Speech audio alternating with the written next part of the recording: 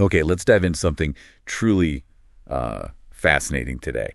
We've got this fantastic collection, 160 plus facts about the world that will blow your mind. Mm-hmm. And they really make you stop and rethink what you thought you knew. Right.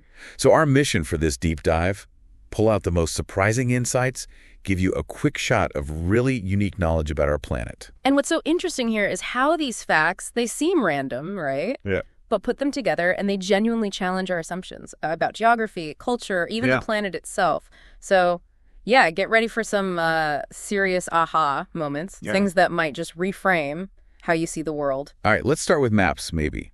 Redefining what we think we know about countries. Okay. Did you know Iran has had 27 capitals? 27. Yeah, more than any other country. Tehran is actually the 28th. Wow. Okay, that's a lot of moving around. It is. But here's where it gets really interesting with scale and landforms. Mm-hmm. Think about Canada. Mm-hmm. It has more lakes than every other country in the world combined. Combined? Seriously? More than all others put together? Yep. And then there's Nagqu in China. Nagqu, okay. It's the largest city by area in the world. I mean, literally larger than the entire country of Sweden. A city bigger than Sweden. That's hard to wrap your head around. Right. What these facts really do, I think, Iran's capitals, Canada's lakes, this huge city, they kind of underscore how our human definitions, city limits, borders, they often clash, sometimes really surprisingly, with the planet's actual reality. It's like our maps are just construct. They're not the absolute truth of the land itself. Exactly. Take Australia, for instance. Okay. Huge place, right? But its population, about 24.6 million. Mm-hmm. That's smaller than just the Tokyo metro area, which is what, over 38 million? Wow. Even Australia is like 500 times larger. Over 500 times, yeah. That puts scale into a wild perspective. It really does. I mean, you just picture Australia as this vast, empty continent in parts. It is vast. And get this, for an even bigger surprise, Australia is wider, east to west, almost 4,000 kilometers.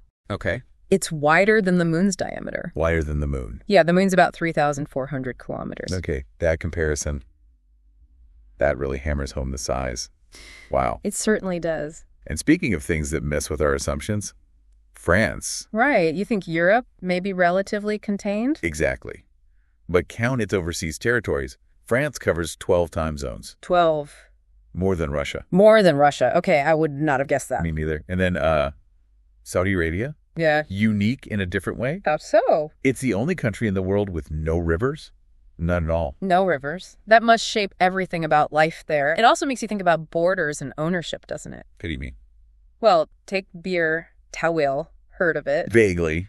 Isn't that the spot between Egypt and Sudan? That's the one, about 2,000 square kilometers. And it's completely uninhabited, claimed by neither country. So, like, literally nobody's land. Pretty much. Mostly just sand and dry mountains. It's a real anomaly. Didn't some American guy try to claim it a few years back? For his daughter, so she could be a princess? That's their story. Yeah, 2014 just goes to show it's a strange piece of the map. What? And then there's the Philippines' Vulcan Point Island. This one's amazing. Okay.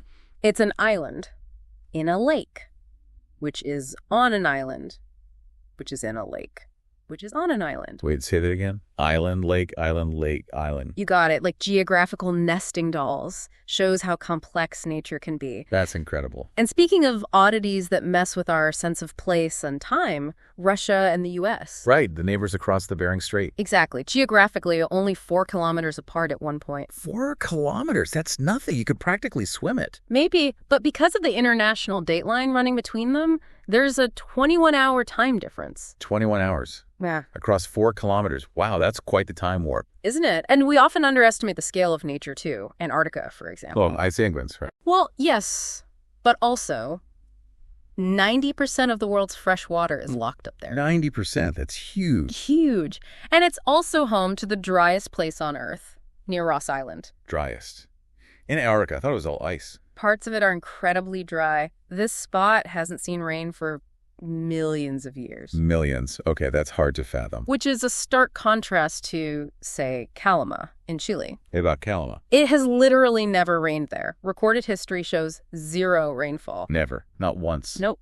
And another fun one, you know the saying, digging a hole to China? Yeah, from when we were kids. Well, theoretically, it's only possible if you start digging in Argentina. Huh. Okay, good to know. Yeah. Changes the playground dynamics. Right, and the Marianas Trench.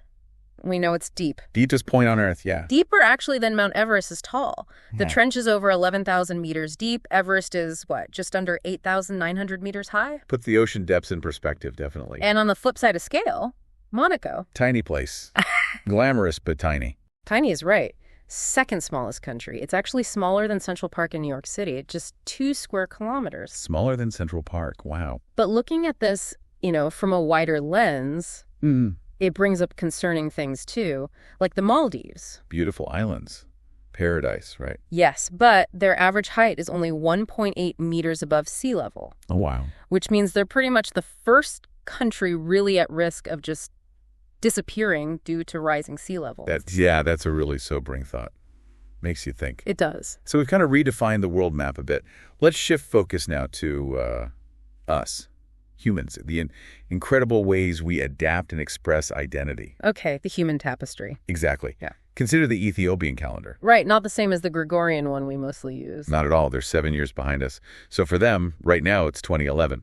And they celebrate New Year in September. 7 years difference. That must affect everything. International business, planning. I imagine so. Yeah. And how about this one for a specific group? New Yorkers. New Yorkers, what about them? Well, apparently they drink 7 times more coffee than people in the rest of America. Okay, that sounds plausible. Lots of energy needed there. Maybe. But get this.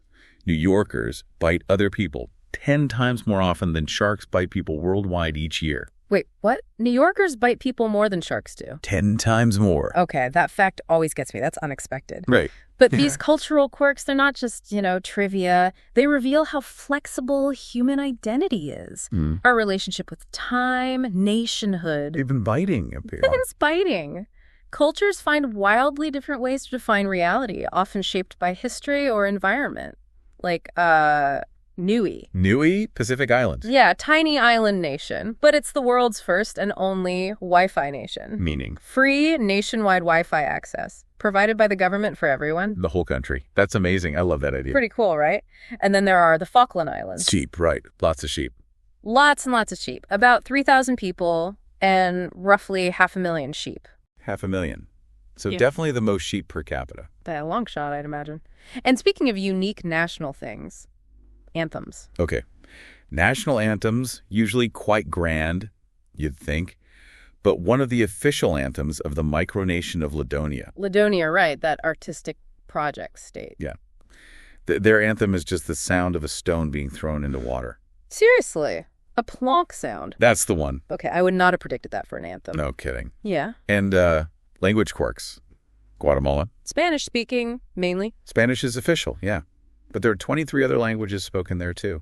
Indigenous languages, mostly. 23 others. That's incredible diversity. It is.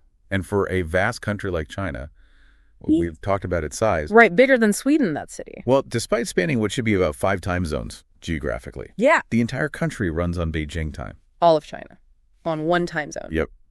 Imagine the sun rising at like 10 a.m. in the far west, but your clock says it's morning rush hour. That must be so strange. Really highlights the power of, central governance over natural rhythms, I guess. Definitely. And another surprising fact, historically speaking, New Zealand. Okay. First nation in the world to give women the right to vote, way back in 1893. 1893. Wow, they were really ahead of the curve. Way ahead. And Iceland. Iceland stands out too. Peaceful place, right? Extremely. It has no army. Recognized as the world's most peaceful country, actually. No army at all. Nope. And its people read more books per capita than any other country. Okay, peaceful and well-read. Sounds nice. Twice. Get this. Iceland has no mosquitoes. Come again. No mosquitoes. Not a single one. Apparently the climate isn't suitable for them to breed. No mosquitoes. That's Right. That's basically paradise. Sign me up. Right. And South Africa, often called the Rainbow Nation. Yeah, for its diversity after apartheid. Exactly. And it truly lives up to it. 11 official languages. 11. How do they manage that? It's complex. Plus, they have 3 official capitals: Cape Town, Pretoria, and Bloemfontein. 3 capitals and 11 languages. That's commitment to inclusivity, I guess. It really is. And for something that will really mess with your head, Bulgaria.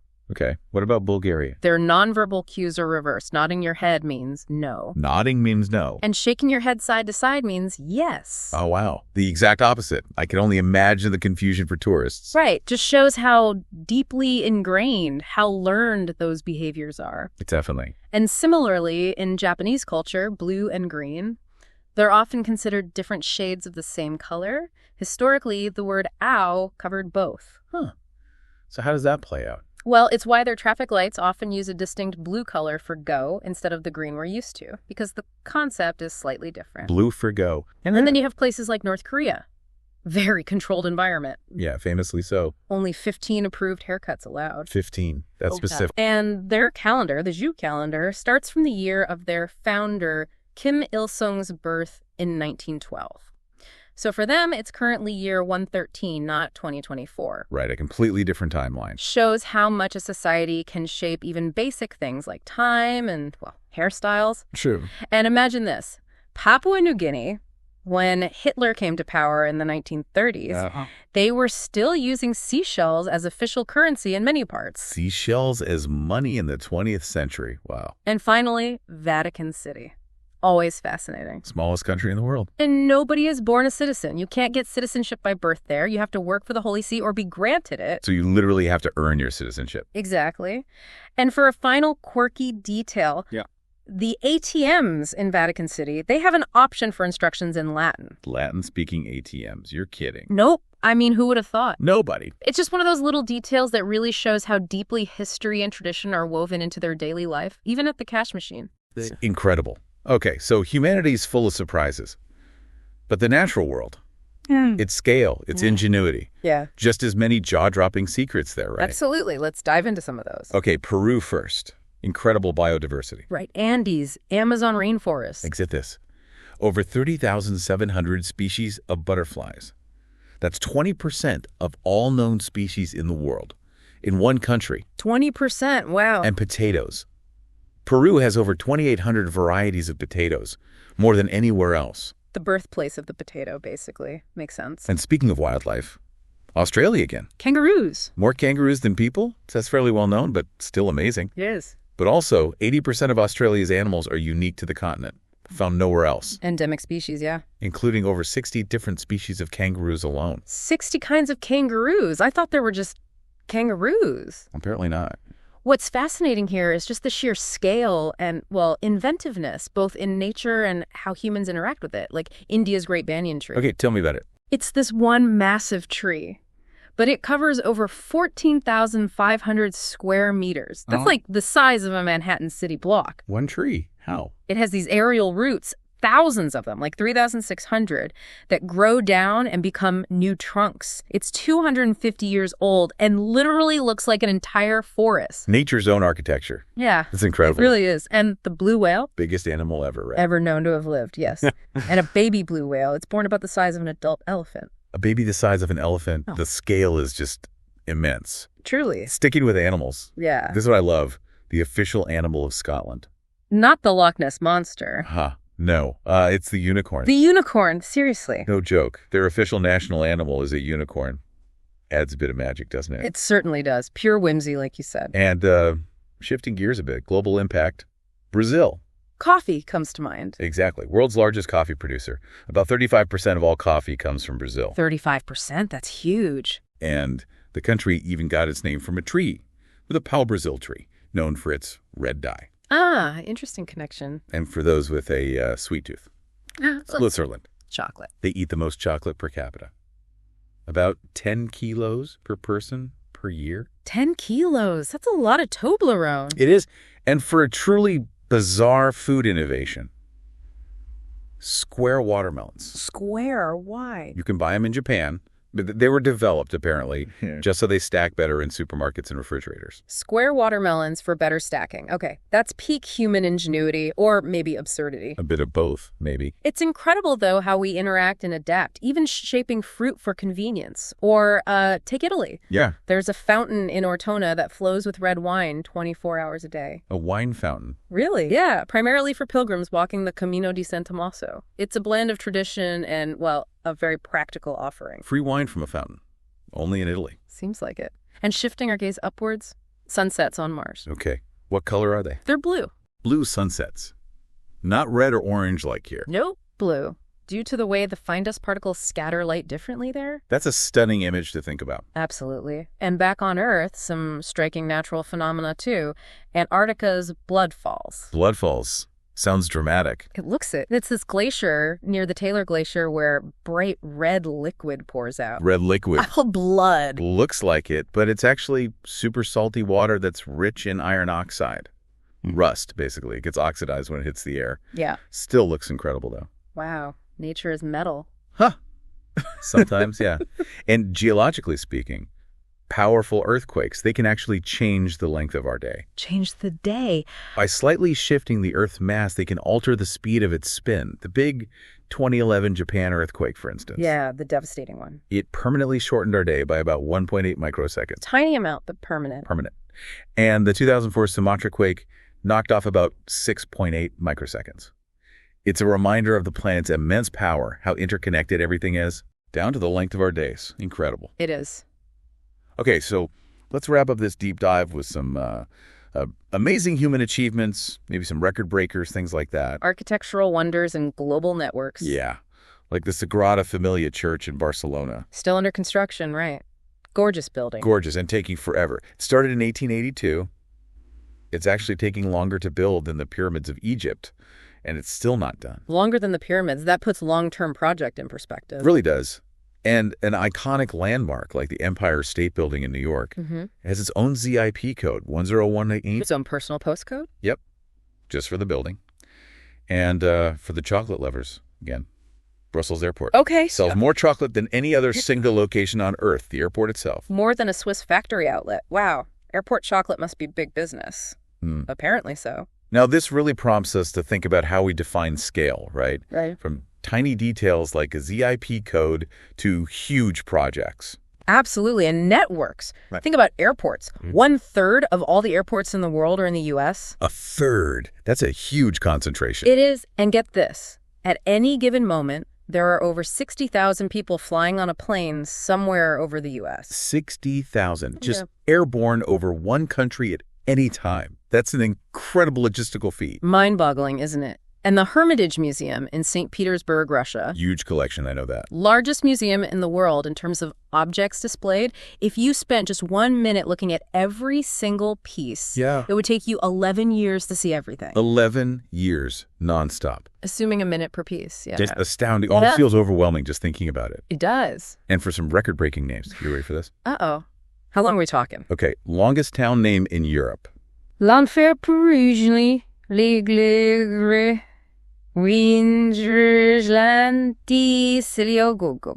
in Wales. Okay, I'm not even going to try that one. Huh.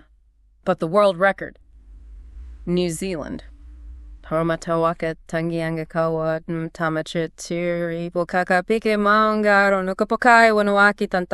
Wow. Just, wow.